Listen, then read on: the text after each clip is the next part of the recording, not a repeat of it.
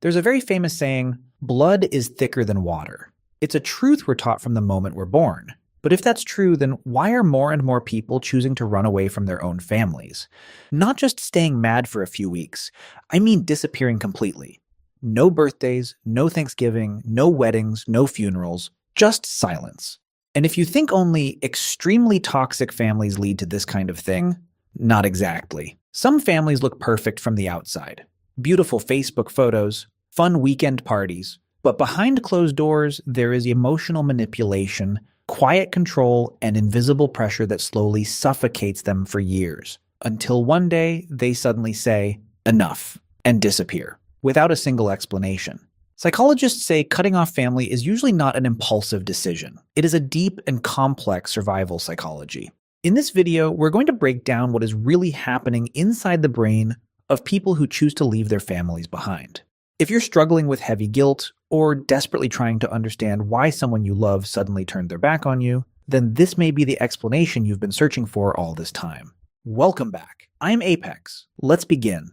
When a child packs their bags, blocks the phone number, and walks out the door, parents often react with total shock. They'll tell relatives things like, they suddenly became a completely different person. Everything was still normal yesterday. Or, they cut us off just because of one tiny argument about washing the dishes. From the outside, it can look unreasonable. But in psychology, we can call this the volcano effect. You see, a volcano eruption only looks sudden to the people standing at the bottom taking pictures, the ones who never paid attention to the deep rumbling under the ground. Lava does not appear out of nowhere overnight. It has been heating up, building pressure, and getting trapped under massive force for decades. And on the day the mountain finally explodes, the trigger may be one tiny shake, but it is the final drop that makes the cup overflow. Family estrangement works in almost the exact same way. The break does not come from one shocking event.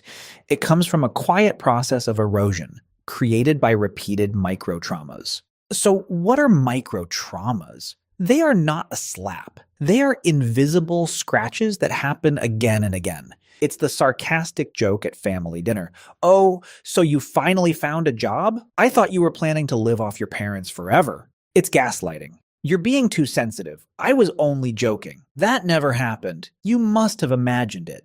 It's the constant pushing past personal boundaries. Your mom rearranges your closet without asking.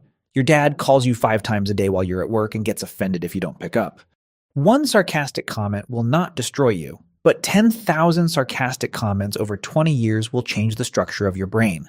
Your body starts sending warning signals before your rational mind even understands what is happening. Your stomach twists when you see a text from your mom. You sit silently in your car in the garage for 15 minutes, taking deep breaths just to gather enough courage to walk into the house. You shrink yourself, shaving down your personality into the smallest version possible just to keep the peace. Your body falls into a chronic fight or flight state. And when the nervous system has been overloaded for too long, cutting off contact is not punishment. It is the brain's automatic circuit breaker mechanism trying to save the last rational part of you. The psychologist Carl Jung once talked about the persona, the social mask we wear to fit in. In a healthy family, you can take that mask off when you come home. But in a dysfunctional family system, or in a family with narcissistic parents, the family itself becomes the harshest stage of all. There, your real identity is not welcome. Instead, you are assigned a role from the moment you are born. Let's see if you have unknowingly been playing one of these 4 tragic roles. Role 1, the golden child. This child represents the parents' American dream. They are the star quarterback on the school football team, the top student who gets into the Ivy League. Their parents carry them around like a golden trophy to show off to coworkers at parties. It looks perfect from the outside, but the golden child carries a brutal amount of pressure. The love they receive is conditional love. They learn a bitter lesson. I only have value when I win. They are willing to sacrifice their mental health, chasing careers they secretly hate, like becoming a lawyer or a doctor, just to keep their parents' perfect illusion alive. Role 2, the scapegoat. Whenever the family system has a conflict it cannot solve, it needs an emotional trash can to dump its anger into. This child is often the one with a different personality. Maybe they are the artistic one in a family full of engineers, or the most sensitive one in the house. Ironically, the scapegoat is often the person who sees the family's toxicity most clearly. They are the first ones brave enough to go to therapy, brave enough to point out how unreasonable their parents are. Because they dare to speak the truth, they become a thorn in the system's side. Role 3. The lost child. To survive in a suffocating home or a home full of arguments, this child chooses to become invisible. They hide in their room playing video games, never ask for new toys, and never make any noise. The less attention I draw, the safer I am. When they grow up, they become independent to the point of isolation, always carrying the belief that their existence is a burden to other people. Role 4. The parentified child. This is the result of parents who are emotionally immature. A mother might say to her 12-year-old daughter, "You're my best friend," and then start dumping heavy confessions onto the child about her failed marriage, money problems, and adult worries. This child is robbed of their childhood. They learn that love means rescuing other people. No matter which role you were forced into, the price is always the same: losing yourself. The moment you want to tear up the script and refuse to keep playing the role, the system will react violently. So for many people, cutting off contact is not the act of leaving their family. It is the act of resigning from a role that has been slowly killing their soul. Why do people endure years, sometimes decades of pain before they finally leave? The answer is not weakness. It lies in a psychological trap with an extremely destructive force: trauma bonding. The truth is, toxic families are rarely toxic all the time. If parents were always cold or cruel, leaving would happen very quickly. But the real problem is inconsistency. Mixed in with the days of manipulation and control are moments of shocking warmth. You have a huge fight the night before, but the next morning your mom makes your favorite cake and acts like nothing ever happened. Or your dad gives you an expensive gift right after insulting your self-worth. In behavioral psychology, this mechanism is called random reward. It is the same reason slot machines and casinos become so addictive. You keep pulling the lever even while you keep losing, just because you hope that next time the coins will fall. Your nervous system gets stuck in a loop. Cortisol, the stress hormone, is released when you are being manipulated, then soothed by a small dose of dopamine, the happiness hormone, when you receive tiny crumbs of affection. You tell yourself, if I just try a little harder, if I just make more money, if I just buy my parents this house, they will finally be proud of me and love me the way I need. It is like carrying a bucket to the empty well. You keep lowering the bucket down, desperate to scoop up a little water of approval, a little water of unconditional love. But every time you pull it back up, the bucket is empty. Cutting off contact only truly happens when the slot machine loses its power. When the child realizes this well has no water, and continuing to lower the bucket is just an act of self-destruction. At this point, it is very easy for us to sink into anger and resentment toward our parents. But I want to give you a wider lens, one that can help you truly break free: intergenerational trauma. Look at the context of people from the Boomer generation or Gen X. Their parents, meaning your grandparents, lived through World War II, through the Great Depression. The only priority of that era was survival. Your parents were raised by a generation carrying the heavy mindset of pull yourself up by your bootstraps. You were not allowed to be weak, not allowed to complain. They grew up in a society that had no language for emotions. No one talked to them about mental health, personal boundaries, or the inner child.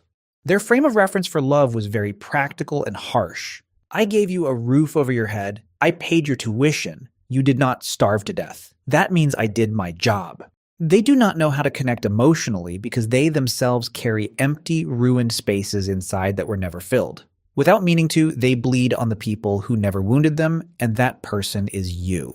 Understanding this is not an excuse for toxicity. Emotional abuse is wrong, no matter the reason. Understanding also does not mean you have to go back and keep enduring it, but understanding helps you remove the monster label from your parents.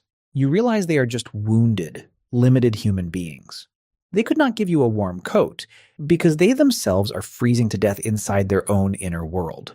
When you see this truth, the resentment begins to dissolve. You leave not because you hate them. You leave because you are making a historic decision. This cycle of family trauma will officially end with my generation. When you decide to walk out that door, another battle begins. Not with your parents, but with yourself. An inner civil war between your biological instinct, which wants to belong to your family, and your survival instinct, which wants to protect your sense of self. Most people who leave carry one haunting question with them. Am I a cold-hearted person? Why can't I be as forgiving as everyone else? You question yourself because American society, even though it values individuality, still worships the idea of family comes first in Hallmark movies and Coca-Cola commercials. But here's the harsh truth. You cannot use the mindset of a healthy person and expect a toxic system to heal you. Imagine you are walking down the street and a car hits you, breaking your leg. The driver might be a family member. Maybe they did it by accident. Maybe they did it on purpose. You are lying there in pain, screaming for the driver to get out, grab a surgical knife, and put your bone back together. But they do not have the skills. They are not trained for that. They may even be busy arguing about who is right and who is wrong. Or worse, they may deny that they hit you at all. If you keep lying there waiting for them to apologize or heal you, your leg will start to rot. Healing is a personal responsibility. You have to be the one who drags yourself to the hospital, finds a doctor, and accepts the pain of getting a cast. The person who hit you may have to face legal responsibility, but whether your leg can walk again depends entirely on you. People who choose to cut off contact are often the ones who have realized this. Their parents do not have the skills to heal the wounds they created. Leaving is not running away. It is actively going to find a doctor for your soul. You stop fighting over who is right and who is wrong with people who refuse to understand, so you can focus on saving the rest of your life. The most painful part is not the moment you block the phone number. It is the quiet, empty space that comes after. In psychology, this is called ambiguous loss. In America, when someone dies, we have a clear social process: a funeral, condolences, and closure. But when you cut off someone who is still alive, there is no ritual to help you move through it. Your parents are still there. They still post pictures on Facebook. They still walk around the old neighborhood, but they have died in your emotional reality. You are grieving two funerals at the same time. The death of reality, a relationship that has shattered beyond repair. The death of hope, you are officially letting go of the image of the ideal father or ideal mother you always wished for. There will be days like Thanksgiving or Christmas when you walk into Target and see the words "Best Mom Ever" printed on ceramic mugs. A wave of guilt will squeeze your chest. You will ask yourself, maybe I overreacted? Maybe they were not that bad. Please understand this. Your nervous system was conditioned to live in chaos. At first, peace will feel very wrong. But that guilt does not prove you are wrong. It only proves that you have compassion. You are grieving the version of family you deserve to have, not the version of family that destroyed you. Freedom always has a price. And the first price is this clean kind of loneliness. Cutting off contact is not the end. It is the beginning of a journey called reparenting yourself. When the criticizing voices are no longer ringing in your ears, you will start to hear the voice of your inner child. A child who was abandoned, forced into roles, and hurt for far too long. Your job now is to become the ideal father or ideal mother you never had. When you make a mistake, instead of attacking yourself with your parents' voice, say to yourself, "It's okay. I can try again." When you feel anxious, comfort yourself. You are safe now. I am here to protect you. Allow yourself to do silly things you were not allowed to do before. Buy an expensive toy, travel alone, or simply sleep in all day without feeling guilty. And then from those broken pieces, you will begin to build the chosen family. In America, we have a beautiful saying, "Friends are the family we choose for ourselves." DNA builds the body, but empathy builds the soul. You will realize that family does not have to share the same blood. It can be the partner who always respects your boundaries, the close friends who are willing to listen without judging you, the coworkers who believe in your real value. They love you not because of duty, not because of social pressure, but because they can see the light inside you. This is where the trauma cycle officially breaks. When you choose to live happily, you are not only saving yourself, you are also protecting the next generation of your children from the ghosts of the past. After all of this, cutting off contact is not an act of punishment. It is a declaration of survival. If you are the one who chose to walk away, remember this. You did not betray your family. You simply refused to keep betraying yourself. You were brave enough to choose the truth over perfect illusions. And even though it hurts, that decision proves one thing. From now on, this life belongs completely to you. And if you are the one left behind, searching for an explanation, I hope this video has helped you understand this. Sometimes, distance is the only way a soul can survive. No matter where you are on this journey, remember that you are not alone. Peace is not a luxury gift. It is your right. Share your thoughts in the comments because sometimes your story can become a life raft for someone else who is drowning in guilt. Be gentle with yourself. You deserve to heal. Thank you for walking with Apex. Don't forget to like and subscribe so we can keep exploring the deeper layers of the mind together next week. Take care, and I'll see you in the next one.